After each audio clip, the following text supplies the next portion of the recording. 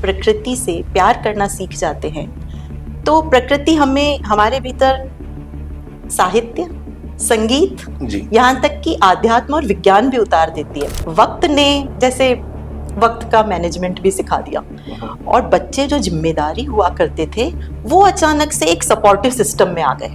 बाबा का जो कैरेक्टर है नींद और जाग में, क्या वो आपके पिताजी से है? क्योंकि अध्यात्म की जब आप बात कर रही थी तो ऐसा सुनते लगा कि बाबा का जो कैरेक्टर जिस तरीके से क्रिएट किया गया है शायद वो कहीं बहुत नई चीज का अनुभव हो। मैंने अपने आसपास के समाज में बहुत सिजोफ्रेनिक और कुछ ऐसे मनोविकारों से पीड़ित लोगों को देखा है नजदीकी परिवार में, तो कहानियों में भी आया है और क्योंकि डॉक्टर्स बहुत हैं परिवार में। धरती पे जन्मी हर स्त्री देह बच्चे जने ये किस शास्त्र में लिखा है, तो इंडिविजुअल की दृष्टि से ये बहुत अच्छा और सही लगता है कि उसको जो लगना है।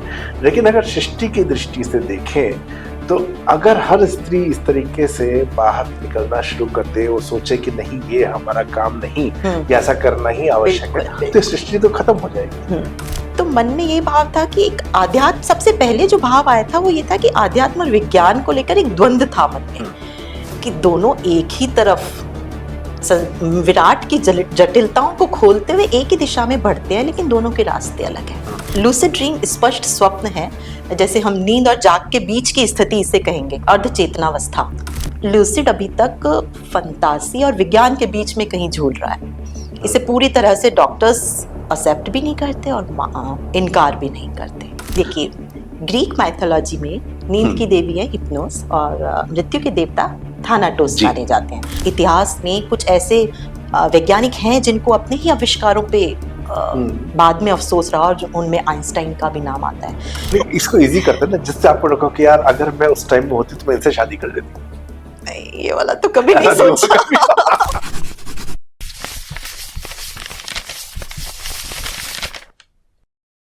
हमारी दुनिया छोटी होती है और जब उस दुनिया को बड़ा करना हो तो किताबें पढ़नी चाहिए। नमस्ते, मेरा नाम है नवीन चौधरी और दैनिक जागरण के बातें किताबें सेगमेंट में आज हम लोग बात करने जा रहे हैं एक ऐसी लेखिका से जिन्होंने कलम देर से उठाई, लेकिन जब उठाई उसके बाद धमाका किया। मेरे साथ आज हैं उज्ज्वला लोहिया जी, जिनकी किताबों पे अभी हाल ही में उनका एक उपन्यास आया है नींद और जाग। इससे पहले कहानी संग्रह आकुरी बाकरी, हालांकि एक किताब और आई है जिसकी बात वो फिलहाल नहीं करती है, पर हम यहाँ पे सारे बात पूछेंगे उनके साथ। तो उज्ज्वला जी, बहुत बहुत स्वागत है आपका। थैंक यू, शुक्रिया। आपकी जो किताबें हैं इसमें 3 किताबें हैं जो मैं देख रहा था, और आप जो है पहली किताब इसको आकुरी बाकरी को बताती है। बिल्कुल। ऐसा क्यों? पहली किताब को आप क्यों इग्नोर कर देती हैं? वो किताब नवीन जी इस तरह है जैसे हम डायरी में चलते फिरते व्यस्तताओं के दौर में बीच में कुछ लिख दिया जी। और बच्चे उसको बड़ा प्रशंसा करते हैं उसकी कि ये कुछ अच्छा है, और उससे बच्चे इकट्ठा करके और छपवा देते हैं। तो वो मेरे लिए एक किताब की तरह नहीं थी, वो बस बच्चों की इच्छा थी, तो इसलिए मैं उसकी चर्चा नहीं करती और उसे किताब में शामिल नहीं करती। तो क्या ये माने कि बच्चों को आपकी राइटिंग पे ज्यादा कॉन्फिडेंस था? हाँ, और अब भी है। जी। अब भी है। आपसे जब मेरा परिचय हुआ था पहली बार, कथा कहन में मिले थे हम लोग, और हाँ, परिचय यही हुआ था जब कहा गया कि आपने देर से कदम उठाई, और तब आपकी ये किताब आई थी आकुरी बाकरी। इनफैक्ट इससे पहले हम मिले थे, आने से पहले हम लोग हमारी मुलाकात हुई, उसके बाद ये किताब आई थी, और फिर अब आपका उपन्यास आया जिसका विषय एकदम अलग है। उज्ज्वला जी का अगर मैं परिचय पढ़ूं तो आप जयपुर की हैं। आपका जो शिक्षा दीक्षा हुई है वो जयपुर में हिंदी, समाजशास्त्र और संगीत में हुई। बाद में उन्होंने मास्टर्स की डिग्री जो है वो संगीत में ली। लेकिन अगर मैं पढ़ूं इसमें उज्ज्वला जी, तो हंस, वनमाली, कथादेश, इन सब में भी आपकी कहानियां छपती रही है पहले से। तो ऐसा नहीं होता कि जिसने अभी शुरू किया है उसकी कहानियां अभी से छपनी शुरू होंगी। निश्चित तौर पर आपका लिखने का रास्ता जो है वो तो पहले से होगा। तो ऐसा क्यों है कि हम सिर्फ ये जानते हैं कि आपने अभी लिखना शुरू किया है? वो इसलिए कि बीच में ये रुक गया था। मैं आपको पूरी कहानी बताती हूँ। ये काफी सही है कि लिखना देर से तो शुरू किया, लेकिन शुरुआत इसकी पहले हो चुकी थी। असल में मुझे लगता है कि जब हम प्रकृति से प्यार करना सीख जाते हैं तो प्रकृति हमें हमारे भीतर साहित्य, संगीत, यहाँ तक कि आध्यात्म और विज्ञान भी उतार देती है। तो मुझे पापा से प्रकृति प्रेम मिला, मम्मी से आध्यात्म और साहित्य, हिंदी साहित्य से प्रेम मिला, और संगीत तो मेरा विषय था ही। और मैं बहुत ज़्यादा जिज्ञासु और खोजी प्रवृत्ति की रही। तो इस वजह से मैं बिमल मित्र और बंकिम को पढ़ती थी एक तरफ, और विवेकानंद और शंकराचार्य जी को भी पढ़ती थी, और साथ में फंतासी फिल्में, साइंस फिक्शन फिल्में मैं बहुत देखती थी। तो मुझे लगता है कि साहित्य तो पहले उतर गया था, लिखना थोड़ा बाद में शुरू किया। हालांकि 90s का वो एक दौर था जब जयपुर से एक अग्रवाल समाज की पत्रिका निकला करती थी, और मैं उसके लिए काफ़ी आर्टिकल्स मैंने लिखे, और जैसे वेदों और उपनिषदों के और पुराणों के जो तार्किक और अतार्किक पक्षों के संदर्भ में वो आर्टिकल्स हुआ करते थे। फिर एक दौर आया जब सब कुछ रुक सा गया, क्योंकि मेरी mother in law bipolar disorder की मरीज रही, और जैसा कि एक होता है बच्चे और बड़ा परिवार, तो ये आम एक हिंदुस्तानी स्त्री की कहानी है, तो वैसा ही कुछ हुआ और बीच में वो रुक गया। लेकिन फिर दौर बदला, व्यस्तताएं कम हुई, और वक्त ने जैसे वक्त का मैनेजमेंट भी सिखा दिया, और बच्चे जो जिम्मेदारी हुआ करते थे वो अचानक से एक सपोर्टिव सिस्टम में आ गए। तो जब वो सपोर्टिव सिस्टम में आए तो लेखन जो रुका हुआ था वो फिर से चलना शुरू हुआ। और लेकिन इस बीच ये बताऊं आपको नवीन जी कि मैं चाहे कितनी भी व्यस्तताएं रही हो, लेकिन किताबें पढ़ना और संगीत सुनना, ये दो चीज कभी नहीं छूटी।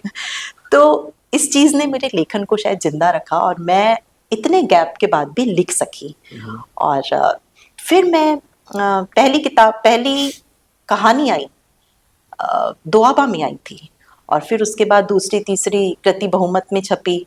फिर मैं हिंदी नेस्ट के जरिए उसमें मैंने कुछ संस्मरण, यात्रा वृत्तांत और ललित निबंध भेजे थे, और उस दौरान मैं मनीषा कुलश्रेष्ठ मैम के संपर्क में आई, और उन्हीं के जरिए फिर कथा कहन कार्यशाला जो जयपुर में आप भी जानते हैं कानुता में होती है, उसके संपर्क में आई।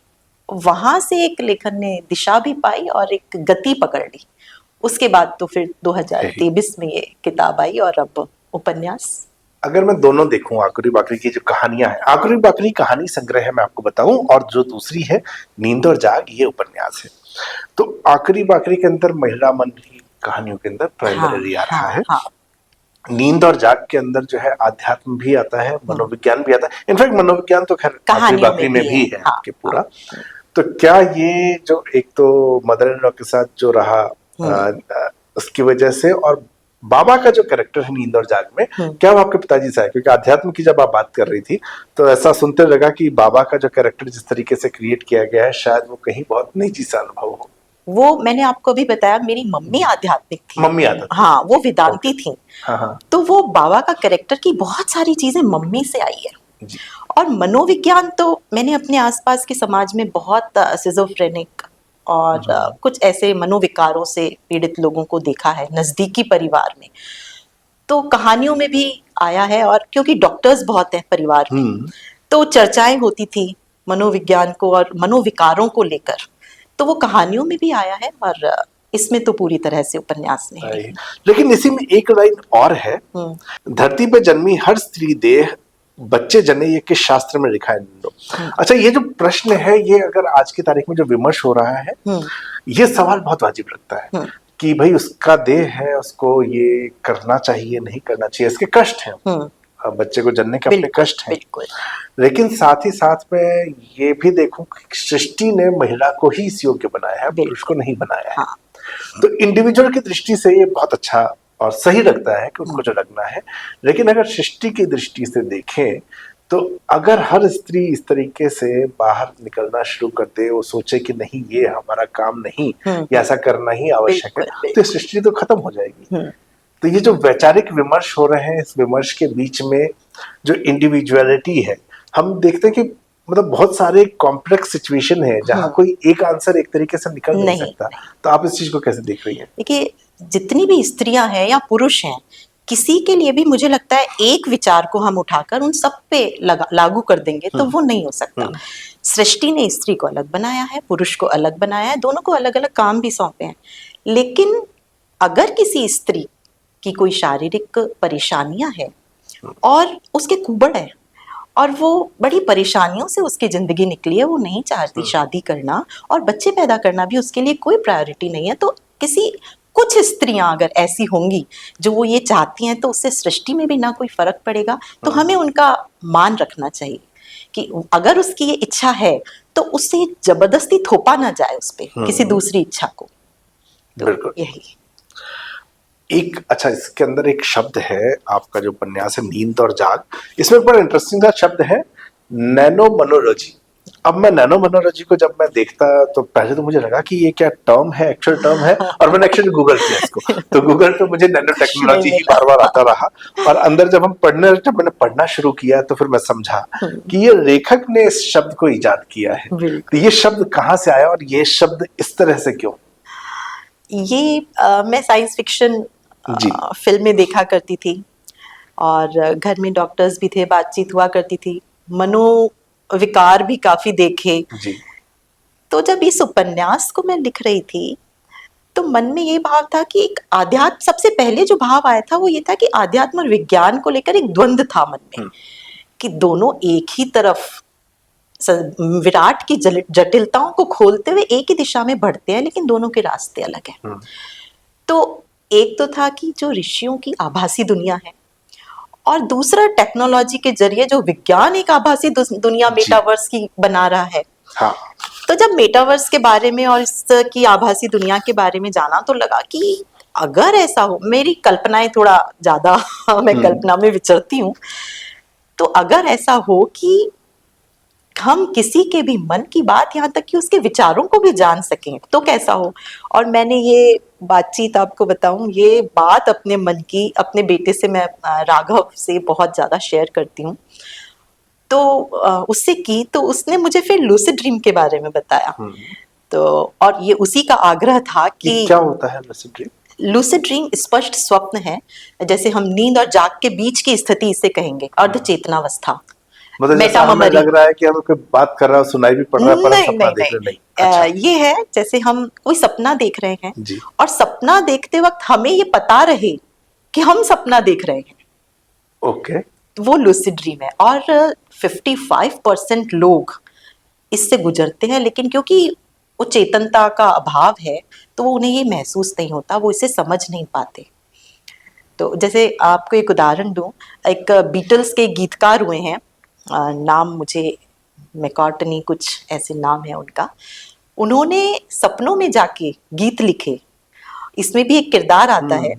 और एक अपने ही भारत का हम देखें तो श्रीनिवास रामानुजन, वो कहते थे कि उनकी कोई देवी थी नामगिरी, वो उन्हें सपनों में आके गुणसूत्र और समाधान दे जाती थी। तो ऐसी कुछ चीजें मैंने काफी पढ़ी, शंकराचार्य जी को भी पढ़ा था और विवेकानंद जी को भी। तो मुझे लगा कि इसे हम नेग्लेक्ट नहीं कर सकते लूसिड को एकदम, जब उसने बताया बेटे ने मुझे। तो और वनीरोलॉजी में अभी तक, क्योंकि हमारे यहाँ भी शोध इतने नहीं हुए, वनीरोलॉजी स्वप्न विज्ञान में शोध नहीं हुए हैं, तो ये लूसिड अभी तक फंतासी और विज्ञान के बीच में कहीं झूल रहा है। इसे पूरी तरह से डॉक्टर्स एक्सेप्ट भी नहीं करते और इनकार भी नहीं करते। अगर मैं इसको, जो आपने जैसे इनका रामानुजन का एग्जांपल, मैं एक सीरीज देख रहा था अभी हाल ही में, उस सीरीज में एक पुलिस की नई ट्रेनी आती है और बाहर की सीरीज है तो उनकी पेट्रोलिंग के बीच में वो सिर्फ एक गाड़ी को जाते देखती, कहती कि ब्लैक वो आ रहा है कुछ, गाड़ी को रोका जाता है, उसकी डिक्की में लाश है। हालांकि उन लोगों के जितने नियम होते हैं, हमारे तो पुलिस वाले जहाँ जाए वहां रोक दे, पर उनके था कि आपने बिना किसी रीजन के रोका कैसे, तो केस नहीं टिकेगा। हालांकि उस कैरेक्टर का विषय ये नहीं, उस कैरेक्टर को आगे भी कई जगह इंट्यूशंस होते हैं कि ये ठीक हो रहा है, नेगेटिव वाइब है, पॉजिटिव वाइब है, ये सारी चीजें। ये कौन सी मूवी नाम बताया? ये रुकी के नाम से एक वेब सीरीज है। अच्छा, वेब सीरीज। इसमें लेकिन जो इसका बॉस है, इसने 3-4 इंसिडेंट के बाद उसको एक सॉल्यूशन दिया। सॉल्यूशन ये कहा कि ये तुम्हारे को लगता है इंट्यूशन है, पर जिन जिन केसेस के बारे में उसने सोचा, उसको कई केस के बारे में सपना आया कि शायद ये इस जगह हो सकते हैं। एक कोई किडनैपिंग का केस हुआ, वो सोच रही है, उसको सपना आ रहा है कि ऐसे जंगल में किसी जगह पर छिपाया जा सकता है। जब ऑफिसर ने सारा कुछ देखा तो कहा कि तुम्हारी लगातार जो सोच है उस केस के बारे में, इतनी केस फाइल्स तुमने पढ़ी है, उसको पढ़ते हुए जो है वो संभवतः तुम्हारे दिमाग में रहा और उसका असर नींद में भी तुमने सोचा, तुम्हें लग रहा है कि ये इंट्यूशन आ रहा है। तो ये जो हमने बात की है लूसिड ड्रीम्स की, क्या ये ऐसा नहीं है कि ये, या रामानुजन को लगता था गुणसूत्र कोई देवी बता रही है, पर एक्चुअल में आप 24 घंटे उसी के बारे में सोच रहे हैं? बिल्कुल बिल्कुल, ये आप बिल्कुल सही कह रहे हैं कि जो हम सोचते हैं वो हमारे भीतर उसी में कहीं ना आएगा। कहीं जज्ब है, तो उसी से सपने क्रिएट होते हैं। लूसिड ड्रीम है कि आपको जो सपना आया, उस सपने को आप किस तरह से हैंडल करना सीखते हैं, उसे आपकी जो चेतना के जरिए उसे हैंडल करने की क्षमता है ये एक तरीके से। बाकी आएगा वही सपना जो आपके अंदर है पहले से। ऐसा नहीं है कि कोई ऊपर से कुछ सपना डाल देगा या कहीं से कुछ चीजें आ जाएगी, ऐसा कुछ नहीं है। क्योंकि रामानुजन गणित के सूत्रों के बारे में बहुत ज्यादा सोचते होंगे, दिन रात उनके यही रहता होगा, तो उनको ये सपने आते थे। लेकिन समाधान की दिशा में आप जब सोचना शुरू करते हैं तो सपनों में भी कई बार आपको समाधान मिल जाते हैं। वो बात है बस। एक आपने इसमें जो बात की है, एक टर्म है ग्रीक माइथोलॉजी, थैनाटोस मौत के देवता और हिप्नोस नींद की देवी, जुड़वा भाई बहन की बात करती हैं, जिसका मनोवैज्ञानिक विश्लेषण नींद में व्यक्ति आधा मृत होता है वाक्य से किया जाता है। हिप्नोस थैनाटोस के जरिए कथा बताती है कि टेक्नोलॉजी के इस युग में अनजाने ही हिप्नोस कैसे कैसे धीरे धीरे थैनाटोस में परिवर्तित हो सकती है, और थैनाटोस अगर अपनी शक्ति की दिशा में परिवर्तन कर दे तो धरती पर जीवन बचा रह सकता है। ये पढ़ने में इंटरेस्टिंग रहा, मैं थोड़ा सा समझना और चाह रहा था। मैं आपको बताऊं कि इस इंटरव्यू की तैयारी ना मैंने कल में की है तो मेरे मन में कुछ सवाल थे, फिर मैंने कहा कि मैं सवाल सीधे पूछ ही लूंगा जब राइटर के साथ बैठूंगा। मैं इस पूरे कॉन्सेप्ट को एक बार ढंग से समझना चाहता हूँ कि ये पूरा आइडिया क्या है। देखिए, ग्रीक माइथोलॉजी में नींद की देवी है हिप्नोस और मृत्यु के देवता थैनाटोस माने जाते हैं। तो मैं, क्योंकि लूसिड ड्रीम की इसमें बात थी, नैनो मनोलॉजी की बात थी, तो मुझे रिसर्च तो करना ही था इसके लिए। तो मैं जब रिसर्च कर रही थी तो ये जो एक तस्वीर थी उस पर मेरी नज़र अटकी थी, और जिसमें हिप्नोस एक सफ़ेद गाउन में एक हरे पेड़ के नीचे सुकून की नींद में सो रही हैं, और थैनाटोस काले कपड़ों में, काले बड़े पंखों के साथ में, हाथ में तलवार लिए उनके बिल्कुल नज़दीक खड़े हुए हैं, और पूरी खुली आंखों से हिप्नोस को, अपनी बहन को, जुड़वा है वो, अपनी बहन को देख रहे हैं। तो मुझे लगा कि मैं जो ये भाव अपने उपन्यास में मेरे भीतर आ रहा है उपन्यास को देने के लिए, वो ये तस्वीर बिल्कुल बयान कर रही है। तो मैंने उस तस्वीर को वहां से लिया, और फिर आपने पढ़ा होगा इसमें मैंने एक लैंप शेड में उसे ढाला, और जैसे मानसिकताएं बदलती है, घटनाएं बदलती हैं, तो लैंप शेड में भी धीरे धीरे परिवर्तन आते जाते हैं, और लास्ट में वो लैंप शेड टूट के गिर जाता है। तो ये जो नींद की देवी है हिप्नोस, ये एक प्रतीक है कि हम अगर टेक्नोलॉजी को साधते हुए भी अपने भीतर उतर जाएं, यानी कि अपनी चेतना को भी संभाले रखें, तो हम सुकून से जी सकते हैं। लेकिन अगर हमने सिर्फ टेक्नोलॉजी को अपना लिया और हम खुद को भूल गए, साध ना पाए खुद को, जैसा कि लग रहा था इस नॉवल में कि नील खुद को साध नहीं पाएगा, तो अगर खुद को हम नहीं साध पाए तो फिर हम कुछ ऐसा, टेक्नोलॉजी का एक डर है ये कि कहीं धरती विनाश की तरफ ना हो जाए। तो पूरे टाइम मुझे नॉवल लिखते टाइम भी ये जहन में रहा कि कहीं हम कुछ धरती पर चीज़ों को सरल बनाने की प्रक्रिया में कुछ ऐसा तो नहीं कर रहे कि और जीवन को उलझा रहे हों। क्योंकि इतिहास में कुछ ऐसे वैज्ञानिक हैं जिनको अपने ही आविष्कारों पे बाद में अफसोस रहा, और उनमें आइंस्टाइन का भी नाम आता है।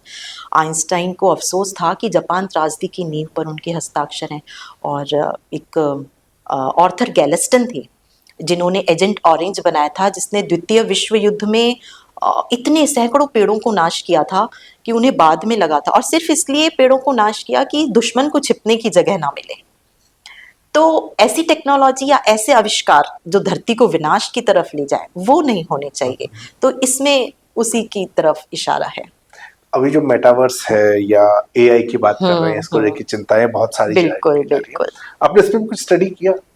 हाँ, मेटावर्स की दुनिया के बारे में बस बहुत ज्यादा तो नहीं, लेकिन ये जाना कि एक आभासी अवतार है और हम एक पूरी दुनिया में, इसमें एक नीला महल की कहानी आपने पढ़ी होगी, वो मेटावर्स के संदर्भ में ही आती है कि एक नीला घर है और एक चांद घर है, एक सूरज घर है, हमको सब कुछ उसी के भीतर मिल जाएगा, हम क्यों बाहर की दुनिया में जाके झांकेंगे। और जिस रोज अगर हम रिनी जैसे, नीला जैसे निकल गई महल से बाहर, तब हमें पता चलेगा कि असली दुनिया क्या है। तो ये चीजें नहीं होनी चाहिए।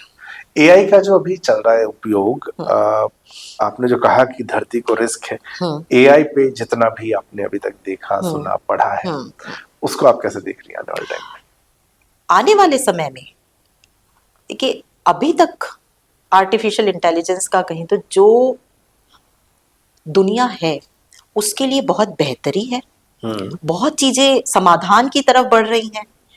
लेकिन वही बात है कि अगर हम उसी पे निर्भर होते चले गए या उसी को एक जीवन का लाइफस्टाइल बना लिया, तब फिर तकलीफें शुरू होंगी। और आने वाले समय में अगर इस पे निर्भरता बहुत ज्यादा हो जाएगी तो इंसान वही है, खुद की चेतना को भूलता चला जाएगा बस। अच्छा, एक लाइन थी इसमें, सच और सपना एक दूसरे में गुथी हुई दो कड़ियां, ये डायलॉग है जो इसकी बहन उसको कह रही है। अच्छा, मोटिवेशनल स्पीकर अक्सर इस तरह की बातें करते हैं, हाँ ऐसा है। लेकिन ये पूरी किताब जिस तरह के आइडिया के ऊपर चल रही है, आपके लिए सच और सपना ऐसा जो कि आपस में गुथा रहा हो, चाहे बचपन का, चाहे अभी का, या बचपन से अभी तक का, बिल्कुल बिल्कुल, ये मैं सुनना चाहूंगा कि बिल्कुल कोई ऐसा। देखिए, ये जो है ना, ये सपना ही था। जी। मैं जब पढ़ती थी, शुरू से बहुत पढ़ा किताबें राइटर्स की, जैसे बिमल मित्र को मैंने काफी पढ़ा, बंकिम और प्रेमचंद टैगोर वगैरह को जब पढ़ते थे, यहाँ तक कि मैंने पॉलो कॉलो को भी बहुत पढ़ा, काफका को। तो उनको जब पढ़ते थे तो एक मन में एक लगता था कि कभी हम लिख सकेंगे ऐसा कुछ। क्योंकि जब हम समाज को देखते हैं या अपने आसपास की दुनिया को देखते हैं और जब पढ़ते भी हैं, और फिर आप साइंस फिक्शन फिल्में भी देख रहे हो, सब कुछ तो विचार बनते हैं, भीतर विचार बनने शुरू होते हैं। तो जो विचार बनते हैं वही सपने की जड़ में है। तो विचार बनते थे और मेरे भीतर विचार बनते थे कि क्या मैं लिख सकूंगी कभी, मैं भी लिख पाऊं कभी, ये एक विचार जन्म होता था। और मैं शायद इसी चीज का एक सपना भी देखती थी। और एक बार मुझे एक सपना भी आया था जिसमें मैं लिख रही थी। वो मुझे नहीं पता, मैं उस टाइम लूसिड के बारे में नहीं जानती थी लेकिन शायद वो लूसिड की तरह का ही कुछ था कि मैं जब उठी तो मुझे पता था कि मैं कुछ लिख रही हूँ, लेकिन कुछ जानकारी नहीं थी उस वक्त लूसिड के बारे में कि उसका समाधान की तरफ मैं शायद और जल्दी राइटर बन जाती तो ये जो जब ये बुक आई थी, आखिरी बाकरी जब आपने लिखा शुरुआत में, तो वो नॉर्मली एक प्रोग्रेशन दिखता है जब एक राइटर शुरू करता है, अपनी दुनिया की बात करता है। बिल्कुल। मैं आखिरी बाकरी पे फिर आऊंगा, लेकिन अभी पहले मैं चाह रहा हूँ कि नींद और जाग की हम बात पहले पूरी करें। तो वो जब स्त्री मन की कहानियां हैं, जनजीवन की रोज की हमारी कहानियां हैं, उसके बाद सडनली एक नई दुनिया में, आप फैंटेसी की दुनिया में चली जाती है। और ये रिस्क है। रिस्क किस बात का? राइटर के तौर पे जब आप शुरू कर रहे हैं, और उसमें भी जब आपको ये पता है कि आपने थोड़ा लेट शुरू किया। नया राइटर तो क्या होता है, अगर किसी ने 25 साल की उम्र में लिख दिया है, वो एक बार फेल हो गया, वो एक्सपेरिमेंट करेगा। आप अभी जब पहली किताब लिखते हैं, पहली किताब में आपने एक इमेज बनाई, आखिरी बाकरी के साथ आपकी एक इमेज बनी कि वो जो राइटर्स एक्सपेक्टेशन होती है ह्यूमन इमोशन की, और महिला लेखिकाओं के साथ भी एक हम मानते हैं कि वो तो यही लिखेंगी। मैं उस पर अलग से सवाल करूंगा, ऐसे उसका आंसर भी मत दीजिएगा। लेकिन अचानक से वहां से आप आती है एक ऐसी दुनिया में जो सामान्य तौर पे पहले तो हिंदी में ही नहीं लिखा जाता, बहुत ज्यादा फैंटेसी हिंदी में कम लिखी गई है, और उसके बाद एक महिला लेखिका लिख रही हो, इस बात की संभावना और कम हो जाती है। तो वहां पे दो रिस्क होते हैं, एक तो आपकी इमेज होगी कि यार क्या किताब चलेगी कि नहीं चलेगी, और दूसरा फिर हमारे यहाँ तो राइटर इमीडिएट तमगा दिया जाता है, तो लोग आपको राइटर ही नहीं मानेंगे उस केस में, ये क्या लिख दिया, ये कोई किताब देखिए, मैं जब राइटिंग मैंने शुरू की थी, जब पहली किताब कहानियां लिखनी शुरू की थी, तो हम वो लिखते हैं जो हम समाज में देख रहे हैं। अपने आसपास की स्त्री क्या देखेगी, आमतौर पे जो उसके आसपास की घटनाएं हैं या फिर कुछ किरदार उसके आसपास हैं, उन्हीं से उपजा हुआ उसका जो भी लेखन होगा वो होगा। तो पहली में जब मैंने लिख दी, तो मुझे लिखने के बाद लगा कि, मैं बता रही हूँ आपको कि मुझे वाकई में लगा कि ये पूरी तरह से मैं नहीं हूँ। तब मैंने राघव से डिस्कस किया कि मैं कुछ लिखना तो चाहती हूँ, लेकिन ऐसा नहीं, ये मैं नहीं हूँ। जो मैं विचार मेरे हैं और मैं जो सोचती हूँ उस तरीके से मैं कुछ लिखना चाहती हूँ। और तब एक ये आध्यात्म का था, अंदर था, और विज्ञान को लेकर जो द्वंद था ये उभर के आया। और मैंने मम्मी को बहुत देखा था, तो एक मम्मी का किरदार बाबा के रूप में इसमें आया, और मम्मी बिल्कुल उसी तरह से गई थी इस दुनिया से जैसे बाबा का इसमें मैंने बताया है। तो उसका प्रभाव था मुझ पर, और विवेकानंद जी का प्रभाव हमेशा से रहा, क्योंकि वो कहते थे कि अनुभव आपके खुद के अनुभव हैं, आप दूसरे को वो अनुभव नहीं करा सकते। तर्क सबके हैं, तर्क सबके लिए हैं, पूरी दुनिया के लिए हैं, वो उसे समझ जाएंगे, लेकिन अनुभव सिर्फ आपके अपने हैं। और क्योंकि मैंने मम्मी के साथ में कुछ चीजें अनुभव की थी, तो मैं कुछ ऐसा लिखना चाहती थी अपने अनुभव और विज्ञान को लेकर। तब फिर लूसिड का एक कॉन्सेप्ट राघव ने मुझे थमाया, और मुझे लगा कि ये उचित है, इस पर लेकर मैं लिख सकती हूँ। मुझे ये डर नहीं था, डर बिल्कुल नहीं था कि इसे कैसे लिया जाएगा। बच्चों को मुझ पर ज्यादा भरोसा था। मैंने उनके भरोसे पे भरोसा किया। अच्छा, आकुरी बाकरी जो है, इसमें जो कहानियां हैं ये सारी कल्पना है या आपके आसपास के पात्र? नहीं, आसपास के पात्र भी हैं। जैसे आपने अभी उस कहानी का जिक्र किया, ऊँटनी वर्सेस सिंघनी, वो मेरे बिल्कुल पड़ोस की लड़की थी जो मेरे साथ स्कूल जाया करती थी, और आधी कहानी वो सच है। उसके बाद में जो मैंने उसे जिस तरीके से करा है, एक पर्यावरण से रिलेट करते हुए, वो मेरी कल्पना है। तो कहानियाँ कुछ तो आसपास के माहौल से ही आती हैं, उनमें बाकी 70% आप अपनी कल्पना, हर किसी कहानी में अलग अलग कल्पना का प्रतिशत आ जाता है, वो वाली बात है। क्या कल्पना, क्योंकि कहानी बनाने के लिए कल्पना जो है वो महत्वपूर्ण है, लेकिन क्या वो कल्पना सत्य को कई बार बिगाड़ती है? क्योंकि एज अ राइटर कई बार हम ये तो चाहते हैं किताब हमारी पढ़ी जाए, लोगों को कहानी पसंद आए, और हम एक सत्य के आसपास कहानी शुरू करते हैं, लेकिन कल्पना जो है कई बार सत्य को, जैसा फिल्मों में होता है। तो क्या ऐसी कभी समस्या किसी कहानी में आई कि अगर विशेष तौर पर आकुरी बाकरी की बात करूं कि इस कहानी को सत्य के ऊपर शुरू तो किया है, लेकिन अगर कहानी का जो स्ट्रक्चर होता है, कहानी का फॉर्मेट आपको फॉलो करना पड़ेगा, वो स्ट्रक्चर जब आप फॉलो करती है तो आपको लगता है कि नहीं, ये दिशा बदल जा रही है इसकी? नहीं, मुझे कहानी शुरू करने के बाद ऐसा नहीं लगा कभी भी। कहानी शुरू की या तो किरदार से लेकर या फिर किसी घटना से, तो उसमें एक विचार तो आपका खुद का है। एक लेखक एक विचार के साथ में कहानी शुरू करता है, तो उस विचार को शुरुआत से लेकर अंत तक पहुंचाना है। अब उसमें कहानी कहाँ से, किन गली कोनों से निकल रही है, उससे फर्क नहीं पड़ता, विचार आपका एक पहुंचना चाहिए। महत्वपूर्ण है। अच्छा, स्त्री लेखन, चूंकि ये सवाल अब स्त्री लेखन से बात हो रही तो होना बहुत जरूरी है। अभी हिंदी के अंदर स्त्री लेखन को लेके बहुत सारे प्रश्न बार बार उठते हैं, और ये माना जाता है कि ये एक खांचे में ही बंधा रह गया है। और मुझे इससे ज्यादा प्रसन्नता हो रही है जब नींद और जाग की बात हो रही है, तो मैं एक स्त्री लेखिका से एक अलग विषय देख पा रहा हूँ, जो कि वही चीजें बार बार नहीं आ रही। हालांकि मैं ये कहना गलत होगा कि जो विषय स्त्री लेखन में उठ रहे हैं वो विषय नहीं है, महत्वपूर्ण विषय है, समाज आज भी वही है। मगर क्या आपको ये मेरा मानना है, मैं गलत हो सकता हूँ, आप उसका पूरा विरोध कर सकती हैं, कि क्या आपको ऐसा लग रहा है कि हिंदी में जो स्त्री लेखन हो रहा है अभी, ये खांचे से बाहर निकलना ही नहीं चाहता या निकलने को तैयार नहीं है? एक पैटर्न नजर आया और फिर सबको लग रहा है कि यही कुछ लिखा जाना चाहिए। असल में इसकी बड़ी वजह है कि स्त्रियों के पास में अगर उन्हें दृष्टि होगी जी, अगर वो एक दायरे से निकलकर कुछ पढ़ें, और उस दायरे से निकलकर ही कुछ, अगर जैसे साइंस फिक्शन मूवीज हैं, बाहर आप देखेंगे इंग्लिश मूवीज कितनी ज्यादा अलग विषयों को लेकर बनाई जाती है। हिंदी में भी साहित्य के ही साथ ही नहीं, फिल्मों के साथ भी ऐसा ही है कि एक खांचे में बंद है, और अगर उस खांचे से थोड़ा बाहर निकलने की कोशिश हम करते हैं तो जैसा आपने अभी कहा, रिस्क तो रहता है, लेकिन निकलना होगा, क्योंकि हम हिंदी साहित्य को भी एक नई दृष्टि तो दें कि ये भी कुछ है, विषय है अलग लिखने के लिए। ऐसा नहीं है, बहुत से लोग हैं जिन्होंने लिखा है कई मानसिक बीमारियों पर जाकर। हम बात करें तो मैं मनोज रूपड़ा का लेखन मैं पसंद करती हूँ, मनीषा कुशेश्व मैम ने लिखा है, स्वप्न पाश है, शिगाव है, तो राजनीति पे बहुत से लोगों ने ऐसे विषय उठाए हैं जो अलग जाके हैं, स्त्री के खांचे से बाहर जाके, स्त्री विमर्श से बाहर जाके।